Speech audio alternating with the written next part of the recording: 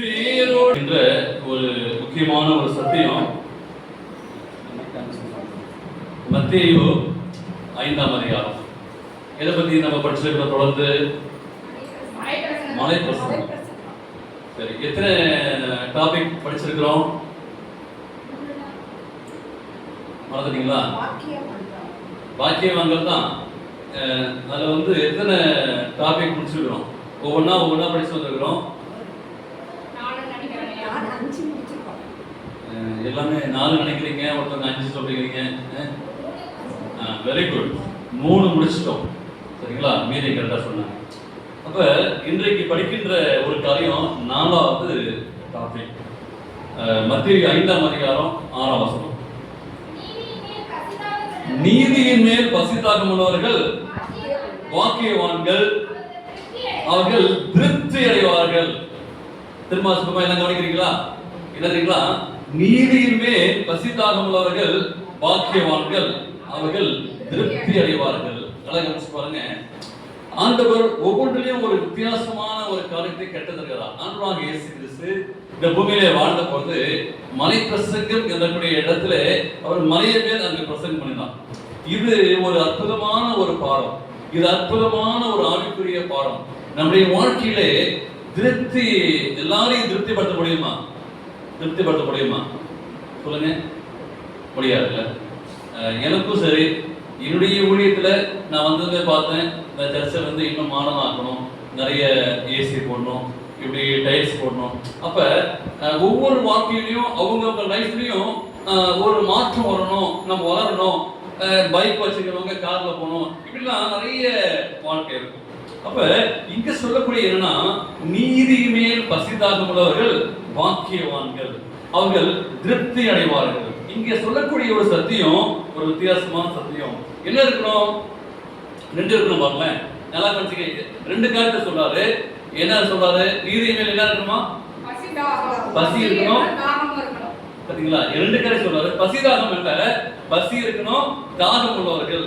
அப்ப தாகம் இருக்கணும், பசி இருக்கணும். தாகம் என்னது சரிங்களா? தாகம் உண்மையிலே நமக்கு ஒரு தாகம் இருந்தா என்ன ஆயிடும்? நாக்கு வறண்டு போயிடும், வறட்சி ஆயிடும். சரிங்களா? அப்ப பசி எப்படி இருக்கும்? நமக்கு ஐயோ சாப்பிடணும், எனக்குலாம் கரெக்டா 1.5 கிலோ சாப்பிடணும். சரிங்களா? அப்ப ஒரு சிஸ்டமேட்டிக். அப்ப சாப்பிடணும். இது ஹெல்த் பிரின்சிபல். அப்ப இது ஆவிக்குரிய தாகம்.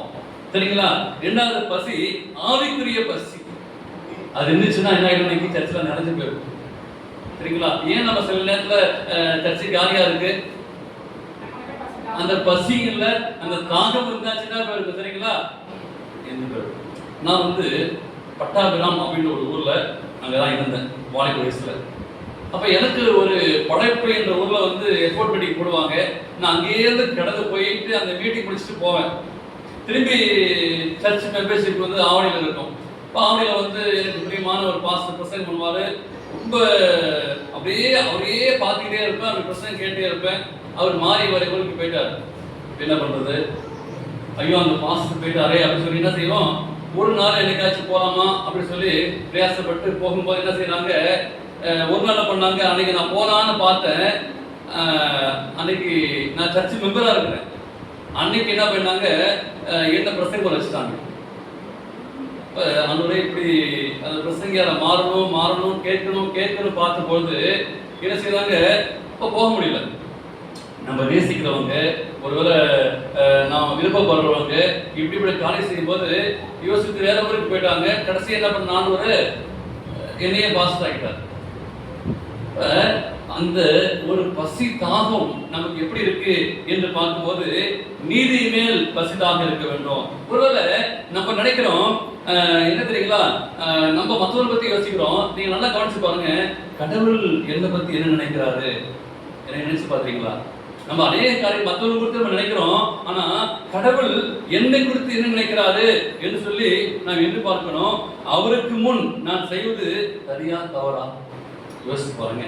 அப்ப நீதி மேல் பசுதாகம் இருக்கணும். ஆண்டவர் என்ன குறிச்சு நினைக்கிறாரு? ஒருவேளை நான் பாஸ்டரா இருக்கலாம், நான் ஊழியக்காரன் இருக்கலாம், ஆனா என்ன குறிச்சு என்ன நினைக்கிறாரு? ஆண்டவர் உங்களை குறித்து என்ன நினைக்கிறாரு என்பதை நினைத்து பார்க்க வேண்டும். அப்ப ஆண்டவரே அந்த நீதி மேல் பசுதாகம் இருக்கிறதா? அப்ப நீதிக்காக ஒரு தாகம் நிலைநாட்ட வேண்டும். அப்ப நியாயமாக நீங்கள் நானும் நடக்க வேண்டும். ஆண்டவருக்கு முன்பாக பரிசுத்தமாக வாழ வேண்டும். தாவீது பக்தர் சொல்கிறார், சங்கீதம் 119 160 வாசிக்கும் போது அங்கு அற்புதமான ஒரு பாடத்தை நமக்கு தாவீது பக்தன் அங்கே தெளிவுபடுத்துகிறார். 119 160 வேகமா வாசிக்க யாரும் சென்றீங்களா? உம்முடைய வசனம் சமூகமும் சத்தியம், உம்முடைய நீதி நியாயம் எல்லாம் நித்தியம். உம்முடைய வசனம் சமூகமும், பாருங்க, உம்முடைய வசனம் என்னது? சத்தியம். தாவீது சொல்றாரு, உம்முடைய நீதி நியாயங்கள் எல்லாம் நித்தியம். அப்படின்னா எவர்லாஸ்டிங். இங்க பார்க்கும்போது சத்தியம் அப்படின்னா லா, அது நீதியானது. இங்க வாசிக்கிறோம், அது நீதி நியாயம் எல்லாம் நித்தியமாய் வாழக்கூடியது. அவனுடைய நீதியாய் நீங்கள் வாழும்போது, நீதி மேல் பசுதாகமாக வாழும்போது நம்ம எங்க கொண்டு செல்லும்? நித்தியத்துக்கு கொண்டு செல்லும். அதான் வாசிக்கும் போது நீதி நியாயங்கள் எல்லாம் நித்தியமானது. 119 164 வாசிக்கும் போது அங்கே ஆண்டவர் சொல்றார் பாருங்களேன், நியாயங்களை வைத்தும் ஒரே நாளில் 7 தடவை துதிக்கிறேன். எத்தனை பேர் ஜெபம் பண்றீங்க? ஒரு முறை ஜெபம் பண்றீங்களா? என்ன சொல்றாரு பாருங்க, எனக்கு ரொம்ப ஆச்சரியமா இருக்குது. உம்முடைய நீதி நியாயங்கள் எல்லாம் ஒரே நாளில் 7 தடவை துதிக்கிறேன். நம்ம ஜெபம் நன்றி சொல்றோமா? காலை சாப்பிட்றோம், மதிய சாப்பிட்றோம், நைட் சாப்பிட்றோம், எல்லாம் போக்கிலும் வரத்திலையும் பாதுகாக்கிறாரு. எத்தனை தடவை? 7 தடவை. ஒரு முறை நன்றி சொல்லணும். ஏசப்பாருக்கு சந்தோஷம் பார்த்தீங்களா? அப்ப இது என்ன இருந்தா வரும்? நீதி மேல் பசிதாக இருந்தா தாவீது சொல்றாரு, நான் 7 தடவை நன்றி சொல்றேன். ஆண்டவரே என்னை பாதுகாத்து, என்னை பராமரித்து, என்னை ஆசீர்வதித்து. அப்ப நீதிமானாகிய நீங்கள் நானும் ஒருவனாக இருக்கும் போது அங்க வாசிக்கிறோம், ஏசியால உணர்வு உள்ளவன் ஒன்றும் இல்லை, தேவனை தெரிகிறவன் ஒருவனும் இல்லை சொல்லி ஏசியா சொல்றாரு. அப்படிப்பட்ட ஒரு உணர்வு, அப்படிப்பட்ட சென்ஸ் இல்லையா? அப்ப நான் எப்படி ஆண்டு நன்றி சொல்லுவேன்? நாம் செய்யக்கூடிய நினைக்கும் போது ஆண்டு சொல்றாரு, நான் செய்தது சரியா தவறா? யாரும் திருப்திப்படுத்துறோம்? அப்பாவுக்கு திருப்திப்படுத்துறோமா? அம்மாவுக்கு திருப்திப்படுத்துறோமா? கணவனை திருப்திப்படுத்துறோமா? மனைவி திருப்திப்படுத்துறோமா? அங்கே வாசிக்கும் என்ன சொல்றாங்க, நீதியின் மேல் பசிதாக உள்ளவர்கள் பாக்கியவான்கள். அவங்க என்ன செய்வாங்க? திருப்தி அடைவார்கள். இந்த உலகம் திருப்தி இல்லாத ஒரு காரியம். சம்பளம் என்னதான் கொடுத்தாலும் இன்னும் போய் சம்பளம் கிடைக்குமா? ஏதாச்சும் ஒண்ணு கிடைக்குமா? அப்ப இந்த உலகத்துல ஒரு திருப்தி இல்லாத ஒரு வாழ்க்கையாய் நாம் வாழ்ந்து கொண்டிருக்கிறோம். சங்கீதம் 15:2 வாசிக்கும் போது தாவீது சொல்றார் பாருங்க, 15:2 வாசிப்போம். உத்தமமாய் நடந்து நீதியை நடப்பித்து மனதார சத்தியத்தை பேசினானே. யார் தெரியுமா இங்க ஆண்டவர் சொல்றாரு? எப்படி இருக்கணுமா? நீதி மேல் பசுதாகங்களை எப்படி இருப்பாங்கன்னா எப்படி நடக்கணுமா? அப்படின்னா உத்தமமாய் நடந்துனா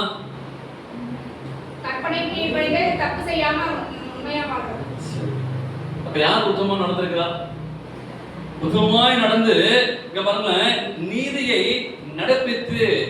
அப்ப என் வாழ்க்கையில என்ன செய்யணும்?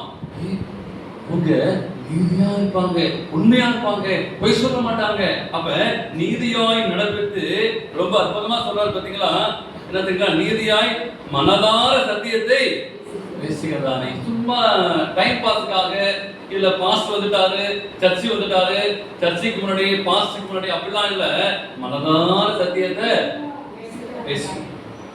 உங்க வாழ்க்கை, உங்க லைஃப், நீங்க வீட்டுல வெளியில உங்க பேச்சை பார்த்து இவங்க மாறணும். நான் மனதார உண்மை உத்தமா அதான் நீதி மேல் பசுதாகம் உள்ளவர்கள் அவங்க திருப்தி அடைவாங்க. எனக்கு இது போதும், ஆண்டவர் கொடுத்தாரு பார்த்தீங்களா?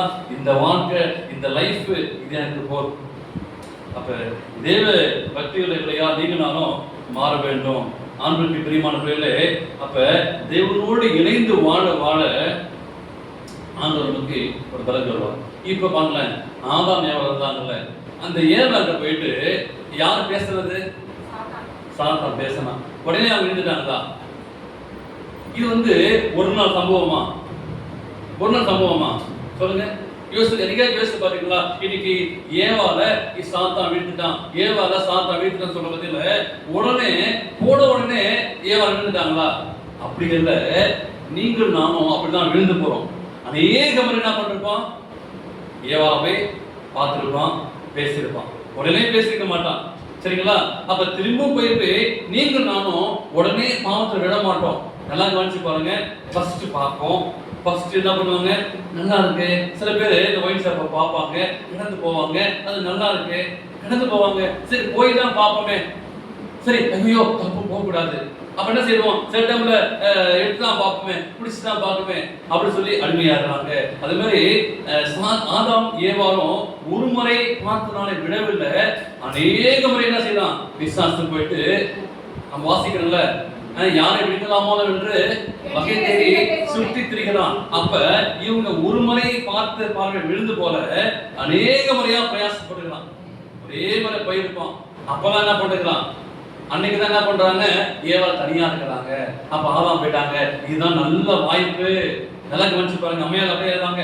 இது ஒரு முறை அவங்க பார்த்து விழுந்து போல அநேக முறை பிசாசு போய் பார்த்து ஏமாந்த நேரம் பார்த்து வகை தேடி விழுந்துட்டான். இன்றைக்கு நீங்கள் நானுமாக அநேக முறை என்ன பண்றான்? பிசாசு உங்களையும் விட வைக்கலாமா சொல்லி பார்த்து கொண்டே இருக்கிறான். என்னைக்காச்சும் ஒரு நாள் வாய்ப்பு இருக்கும் பொழுது அதை விழுந்து போகிறோம். அப்ப நீதி மேல் பசுதாகம் உள்ளாதபடியாக அப்ப உத்தரமாக நடக்க முடியாம நாம் வீழ்ந்து போகிறோம். அப்படிதான் திருப்தி இல்லாத ஒரு வாழ்க்கையாக இருக்கிறோம்.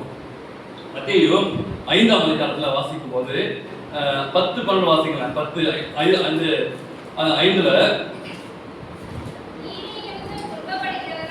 பாருங்க எப்படி இருக்கணுமா? ஒரு நீதியா வாழனா அவன் என்ன கிடைக்க பாருங்களேன். வாசிங்க. நீதி மேல்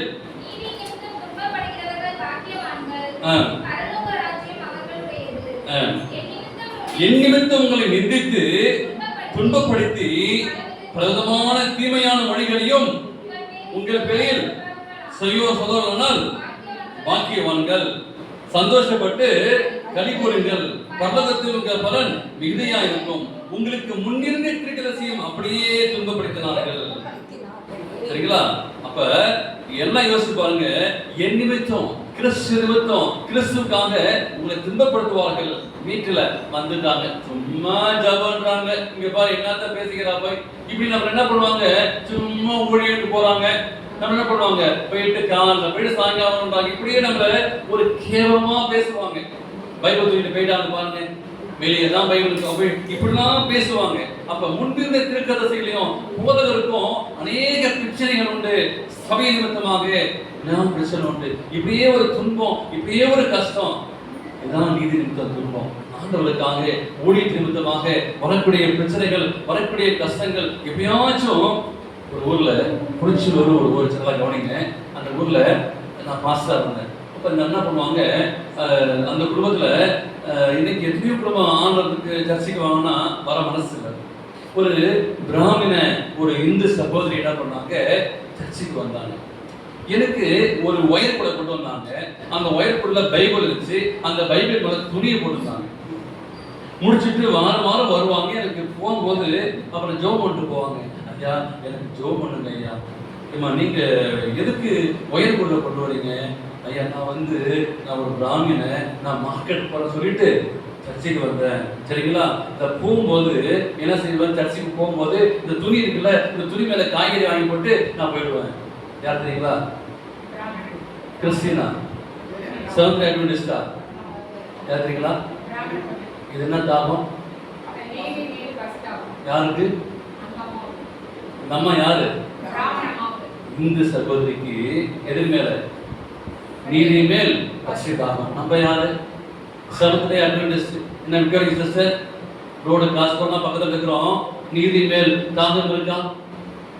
அங்க அப்புறமா ஒரு வீட்டுக்கு போகும்போது எங்க வீட்டுல அந்த ஐயா இல்லாம வாங்க.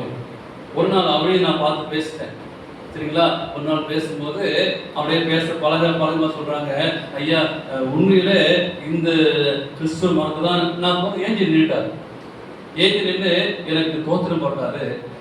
சொன்னாரு, உண்மையிலே கிறிஸ்துவ மார்க்கம் உண்மையான ஒரு மார்க்கம், நாங்கள் பொறுப்புக்காக நடத்துறோம். என்னங்க நீதி மேல் பசுதாங்க இருக்கா பாருங்க.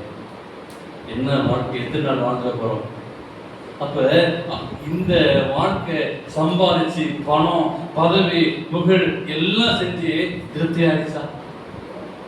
திருப்திப்பட்டு உள்ள பார்த்தீங்களா? நிறைய கட்சி மாறி மாறி போகும். யாராச்சும் திருப்திப்பட்டு வச்சா இத்தனை வருஷம் இருந்தாங்க, ஆனாலும் ஒரு புதிய கட்சி வந்தா என்ன செய்யுங்க? திருப்திப்பட்டு உள்ள நானா வரணும், இன்னைக்கு நானா இருக்கணும், நான் தான் செல்வாக்கு, நான் தான் இருக்கணும், நான் தான் வீட்டுல, நான் தான் என் படிப்பு, என் தான் அழகு, நான் தான் என் படிப்பு, என் செல்வாக்கு. அப்ப திருப்தி இல்லாத ஒரு வாழ்க்கை. இந்த பிரசன்ட் எங்க பண்றாரு? ஆண்டவரே மலை மேல பண்றாராம். அப்ப எல்லாருக்கும் எப்படி இருக்கும்? இன்னைக்கு பேசும்போது ஒரு சில பேருக்கு பாஸ் என்னதான் சொல்றாரோ அப்படின்னு இருக்கும். ஆனா சுத்தி உள்ள மக்கள், லட்சக்கணக்கான மக்கள் இருந்தாங்களாம், எல்லாம் மாற்றம் அடைந்தாங்களாம். அப்ப இந்த மலை பிரசனத்துல லட்சக்கணக்கான மக்கள் இருந்தாங்க. இன்னைக்கு நம்ம வாழ்க்கை நீதி மேல் பசிதாகம் உள்ளவர்களாய் மாற வேண்டும் என்று சொல்லி ஆண்டவர் நமக்கு கற்றுத்தாரு. காரணம், நம்ம எதை நேசிக்கிறோம்? உலகத்தில் உள்ள பாவத்தை நேசிக்கிறோம், நீதியை நாம் இருக்கிறோம். எதெல்லாம் நமக்கு ஆசையா இருக்கு? எதுதான் ஆசையா இருக்கு பிரதர்? எது செய்யக்கூடாதுன்னு சொன்னாரோ நம்ம என்ன பண்றோம்? அதானே செய்யறோம். சரி, திரும்பவும் கேட்கிறேன், தெரிஞ்சு செய்யறோமா தெரியாம செய்யறோமா? தெரிஞ்சுதானே செய்யறோம். ஒரு இன்ட்ரெஸ்ட் ஜெயலலிதா சொல்றாங்க, தெரிஞ்சு அப்ப நம்ப வேண்டாம். அப்ப ஒரு இன்ட்ரெஸ்ட் என்ன செய்யும்? அதுல கிடைக்கிற ஒரு சுகம், அதுல கிடைக்கிற இன்பம். சும்மா ஒரு பைபிள் பார்த்து ஜபம்ன்றாங்க, வாரிய பிரசங்க நீங்க வாங்க, என்ன பண்றாங்க? வராங்களா? வரல. அப்ப அதான் சொல்றாரு, நீ உன்னை திருப்திப்படுத்த முடியாது, இந்த உலகத்துல திருப்திப்படுத்த முடியாது. ஆனா நீ எதை மேல் இருக்கணும்? நீதி மேல் பசுதான் முறையா நீ மாற்று. அதுதான் நிச்சயம். அது எங்க கொண்டு சேர்க்குமா? நித்தியத்தில் கொண்டு சேர்க்கும் என்று சொல்லி ஆண்டவர் அருமையான ஒரு காரணத்தை கெடுத்துறாரு. தேவனுக்கு பிரியமானவர்களே, அனைத்து பாகங்களையும் அம்மையா சொல்றாங்க, சாத்தான் தேவனுடைய மக்களை உயர்த்தி பிடித்திருக்கிறான், அவர்களை வைத்துக் கொள்வான். ஆனால் இத்தகைய மரணத்திலே வெற்றி வீரர்களாய் நீங்கள் நானும் மாற வேண்டும். இப்படி உலகத்திலே நீங்கள் செய்ய வேண்டும், ஒரு வெற்றி வீரர்களாக மாற வேண்டும். அப்ப கிறிஸ்துடைய அன்பு நம்மளை பலப்படுத்தும். கிறிஸ்துவ அன்பை விட்டு நம்ம பிரிப்பவன் யார் அப்படின்னா, இந்த நீதி மேல் பசுதாக இருக்குன்னா நம்ம என்ன செய்யணும்? யார் நமக்கு உதவி செய்யணும்? அருண், யார் நமக்கு உதவி செய்யணும்? பரிசுத்த ஆவியானவர். வசனம் என்ன சொல்லுது? பாவத்தை குறித்தும் நீதியை குறித்தும் என்ன பண்ணுவான்? கண்டித்து உணர்த்துவான். அப்ப ஆவியானவர் என்ன பண்ணுவாரு? நம்மகிட்ட பேசுவாரு, நீ செய்யறது பாவம் அப்படி சொல்லி கண்டித்து உணர்த்தும் போது என்ன செய்யணும்? அதை ஏற்றுக்கொள்ள வேண்டும். நீ ஆலயத்திற்கு போகாம இருக்கிற, நீ வேலை வாசிக்காம இருக்கிற, ஜோபனாம இருக்கிற என்று சொல்லி ஆவியானவர் பேசுவாரு, கண்டித்து உணர்த்துவார். அதற்கு செவி கொடுக்க வேண்டும். தேவனுக்கு பிரியமானவர்களே, 2 கொரிந்தியர்ல பவுல் சொல்றாரு, 12ஆம் அதிகாரம் 9ஆம் வசனம். 2 கொரிந்தியர் 12:9. அதற்கு அவர் என் கிருபை உனக்கு போதும், என் பலவீனத்திலே பெலன் பூரணமாய் விளங்கும் என்றார். ஆகையால் கிறிஸ்துவின் வல்லமை என் மேல் தங்கும்படி என் பலவீனங்களை குறித்து நான் மிகவும் சந்தோஷமாய் மேன்மை பாராட்டுவேன். எதை குறித்து மேன்மை பாராட்டுறாரா? பலவீனத்தை குறித்து என்ன செய்யறாரா? பவுல் என்ன பண்றாரா? மேன்மை பாராட்டுறாரு. எப்படி இது யோசிச்சு பாருங்களேன். அப்ப நீ பலவீனமா இருக்கிற, ஆண்டு என்ன பண்றாரு? பவுலுக்கு ஒரு வாக்கியத்தை சொல்றாரு, என் கிருபை உனக்கு போதும், என் பலம் பூர்ணமா இருக்கும் அப்படி சொல்லிட்டு, அப்ப அப்படி சொல்லும் போது கிறிஸ்து வல்லமை என் மேல் தங்கும், என் பலவீனத்தை குறித்து நான் மிகவும் சந்தோஷப்பட்டேன். மேன்மை பாராட்டுறாரா? எதை குறித்துங்க? என் பலவீனத்தை குறித்து ஆண்டவரே எனக்கு கொடுத்திரே, உனக்கு நன்றி, இந்த பலவீனத்தை குறித்திரே. அப்பதான் பெற முடியுமா? பவுலுடைய ஸ்டேட்மெண்ட்னா ரொம்ப வித்தியாசமா இருக்கும். அப்படிதான் இந்த பவுலுடைய வாழ்க்கை இருந்துச்சு. தேவனுக்கு பிரியமானவர்களே, இந்த மாலை வேளையிலே பாபிலோனிய தேசத்துல அவருக்காக நீதியா நிலைநாட்டுல 3 பேர் இருந்தாங்க. யாருங்க? பாபிலோன் தேசத்துல 3 பேர் என்ன பண்ணாங்க? எங்க இருந்தாங்க? பாபிலோன் தேசத்துல எங்க இருந்தாங்க? மறந்துட்டீங்களா? 3 பேர் தானியேல் இல்ல, நண்பர்கள். எது இருந்தாங்க? அக்கினியில. எதுக்காக? நீதிக்காக. நீ அந்த தெய்வத்தை வணங்கக்கூடாது. நீதிக்காக, உண்மைக்காக, சத்தியத்துக்காக, நேர்மைக்காக, சரிங்களா? அந்த தெய்வம் என்ன கைவிட்டாலும் சரி, கைவிடாம போனாலும் சரி, நான் வணங்க மாட்டேன். இதான் நீதிக்காக வாழ்க்கை. தூக்கி உன் அக்கிரியை போட்டுருவேன், வேலை இல்லாம பண்ணுவேன், பண்ணிட்டு போ, அக்கில் தானே போடுவேன். எத்தனை முறை சாவு வரும்? ஒரு முறை தானே சாவு வரும். அந்த சாவு யாருக்கா இருக்கட்டும்? ஆண்டவருக்கா இருக்கட்டும். என்ன ஒரு தாகம் பார்த்தீங்களா? அதாங்க நீதி. ஆண்டவருக்காக வைராக்கியமா வாழக்கூடிய ஒரு கூட்டம் இன்னும் அதிகமா நான் அந்த தீய அக்கினியை படுத்துவேன் அப்படின்னா யோசிச்சு பாருங்களேன். விட்டுருவாரா ஆண்டவர்? அந்த வாழ்க்கை விட்டுட்டாரா? ஏன் எனக்காக உயிரையே நீ குடிக்க துணிஞ்சப்பா, நீ அந்த தெய்வம் எப்படி காப்பாத்தாம போகும்? இவன் ஸ்டேட்மெண்ட் சொன்னாரு, அவர் காப்பாத்தாம போனாலும் அவர் எப்படி காப்பாத்தாம, இந்த வார்த்தை சொன்னதுக்கு அப்புறம் காப்பாத்தாம விடுவாரா? பாருங்க, வசனம் சொல்லுது, அவங்க தூக்கி போட்டாங்கல்ல, அவங்க இருந்தவங்க உள்ள தூக்கி போட்டவங்களுக்கு அந்த இருந்து சுமார் ட்ரெஸ் அதுக்கு அவங்க தூக்கி போட்டாங்க பாத்தீங்களா, அவங்க மேலதான் அந்த நெருப்பு பிடிச்சு போச்சு. அப்ப ராஜா பார்க்கிறாரு, என்னத்தை பார்த்தாரு?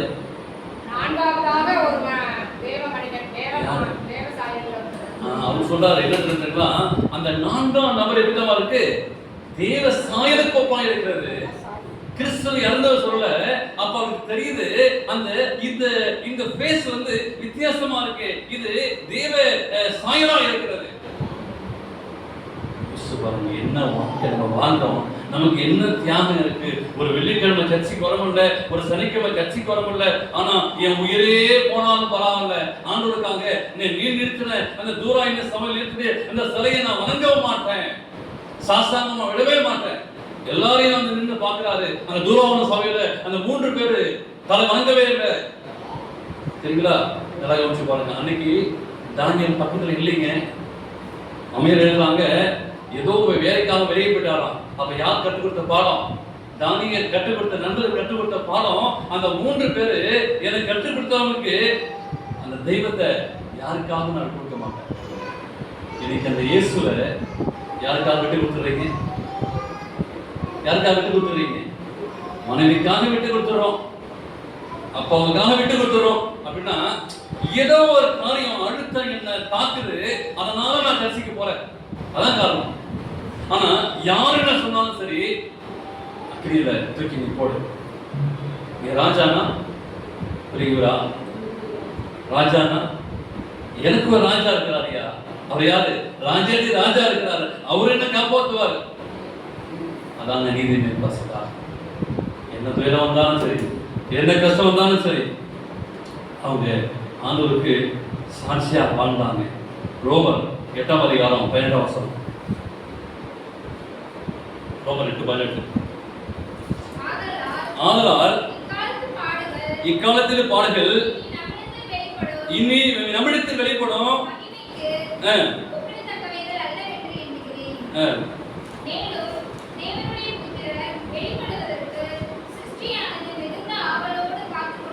போதுங்க. அப்ப தானியேலுக்கு தான் பாஸ்டர் வந்துச்சு. அப்ப இங்க பவுல் சொல்றாரு, ஆதலால் இக்காலத்து பாடுகள் இனி நம்மிடத்தில் வெளிப்படும், மகிமைக்கு ஒப்பிடுதவர்கள் அல்ல என்று எண்ணுகிறேன். அப்ப பவுல் சொல்றாரு, அதுக்கு மேல வசனம் இருக்கு, ரொம்ப எனக்கு பிடிச்ச வசனம் பாருங்களேன். அந்த மேல ஒரு வரை 17 கடைசி வரை பாருங்களேன். கிறிஸ்துவுடனே கூட நாம் மகிமைப்படும்படி பாத்தீங்க. அப்படியா?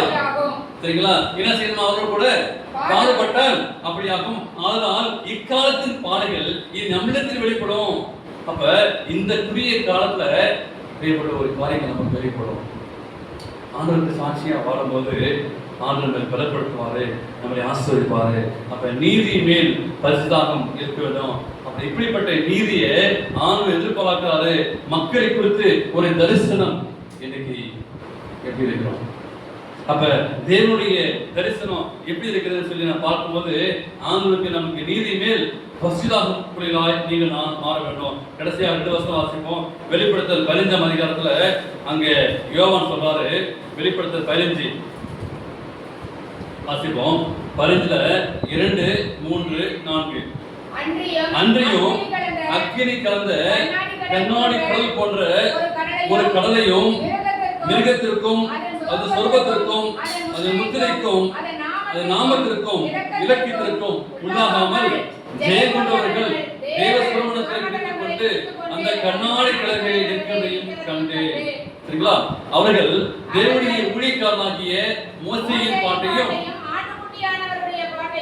சர்வவல்லவருடைய தேவனாகிய கர்த்தாவே தேவரீருடைய கிரியைகள் மகத்துவமும் ஆச்சரியமானவைகள், பரிசுத்தவான்களின் ராஜாவே தேவரீருடைய வழிகள் நீதியும் சத்தியமானவைகள். கர்த்தாவே யாருடைய பயப்படாமலும் உம் நாமத்தை மகிமைப்படுத்தாமலும் இருக்கலாம். தேவரீர் ஒருவரே பரிசுத்தர். எல்லா ஜாதிகளும் வந்து உமக்கு முன்பாக தொழுது கொள்வார்கள். உம்முடைய நீதியான செயல்கள் வெறிகரமாய் இருந்தார்கள். யாரு தொழுகை செய்ய முடியும்? அந்த சமூகத்துல பார்க்கும்போது அந்த ஆத்துக்குட்டாவுடைய அந்த மோசையை பாட்டை யாரு பாட முடியும்? அந்த பர்வதத்துல பார்க்கும்போது சொல்லக்கூடிய காரியம், அந்த எல்லா ஜாதிகளும் முகமுகமாக சொல்லிக் கொள்வார்கள். நீதியான செயல்கள் வேகமாகும். அப்போதான் யார் நீதியா வாழ்ந்தாங்க, இல்ல நீதியா வாழ்ந்த மாதிரி ஆக்ட் பண்ணாங்களா, அங்கெல்லாம் தெரியும் யார் நீதியா வாழ்ந்தாங்களா, எப்படிப்பட்ட வாழ்க்கை வாழ்ந்தோம், இன்னைக்கு பொய்யான ஒரு வேஷமாய் வாழ்ந்தோமா என்று சொல்லி தெரியும். நீதியிலே பரிசுத்தமாக நம்மளுடைய மாறலாம். எத்தனை பேருக்கு ஜெபம் பண்ணி எத்தனை பேர் வேலை வாசிங்க, மனசாட்சி தெரியும். எங்க வாசிங்க நீதியிலே பரிசுத்தமாக ஜெபம் பண்ணீங்களா? அதான் பசிதாங்க. அந்த பசி தாங்க. நம்ம ஒரு நாளும் ஒரு பைபிள் வாசிக்காம ஜெபம் பண்ணாம இருந்தா எப்படிங்க பசிதாக இருக்கும்? இப்படியே கொஞ்சம் கொஞ்சம் கொஞ்சமா நம்ம விட்டு கொடுத்து அப்படியே கிறிஸ்து விட்டு கொடுத்துருவோம், சபையை விட்டு கொடுத்துருவோம். ஈஸியா பிசாசு உட்காந்துட்டான். அப்படிதான் அந்த ஏவாவை பார்த்து பார்த்து எப்படி ஏமாந்துருக்கணும் அதெல்லாம் பார்த்து வந்து ஈஸியா வந்து பிடிச்சிட்டான். எனக்கு பெரியமான தேவை, உங்க வாழ்க்கை மாறணும், உங்க லைஃப் ஸ்டைல் மாறணும். அங்கே அந்த தாகத்தை தாங்க ஆனதே அந்த நீதி மேல் பசுதாகமுள்ள பிள்ளையாய் மாற்றம், என் குடும்பத்தை மாற்றம், என் பிள்ளைகளை மாற்றம் என்று சொல்லி ஒப்பு கொடுங்க. எத்தனை நாள் நான் கட்சி வராம போயிட்டேன்ப்பா, ஐயோ நான் ஒரு துரோகியா போயிட்டேன், நான் ஒரு பாவியா போயிட்டேன். மீண்டுமா ஒரு புது மாதத்துக்குள்ள பிரவேசிக்க போகிறோம். நாளைக்கு ஒரு புதிய நாளுக்குள்ள பிரவேசிக்க போகிறோம். உங்க கடவுள் இன்னைக்கு நைட்டு போய் ஜெபம் பண்ணுங்க. ஆனதே என்னை மாற்றும் ஐயா, ஆனதே உங்க வீட்டு நான் தூரமா போயிட்டேன். ஆனதே நீர் வேணும், ஆனதே நீர் வேண்டும், இயேசுதான் எனக்கு வேண்டும். இன்னைக்கு நான் அல்ல, சபையை மாத்திரம் அல்ல, இன்னைக்கு நீங்கள் நன்றாக அந்த பரலோகத்துக்கு போக வேண்டும், பரலோகத்தின் தேவை நோக்கி அடைய வேண்டும். நீதி மேல் பரிசுத்தமுள்ள நீங்க மாறுங்க. ஒரு நாளைக்கு அட்லீஸ்ட் ஒரு 10 வசனமாச்சும் வாசிங்க. அட்லீஸ்ட் ஒரு நாளைக்கு 1 மணியாச்சும் நீங்க ஜெபம் பண்ணுங்க. அவன் சொன்னாரு 7 முறையும் ஸ்தோத்திரிக்கிறான். ஆண்டுக்கு நன்றி சொல்லும்படியாய் மாறுங்க. ஆண்டவர் உங்களை பலப்படுத்தி உங்களை ஆசீர்வதிப்பார். என்னாலும் ஆண்டுக்கு சமூகத்தில் நித்தமும் நீதி மேல் பசுதாக முடியாது நீங்கள் மாறும்போது ஆண்டவர் உங்களையும் என்னையும் மாற்று செய்வார், கிருபை செய்வார். அப்படி ஆசீர்வாதத்தை பெற்றுக்கொள்ள தேவன் கிருபை செய்வாராக. ஆமென்.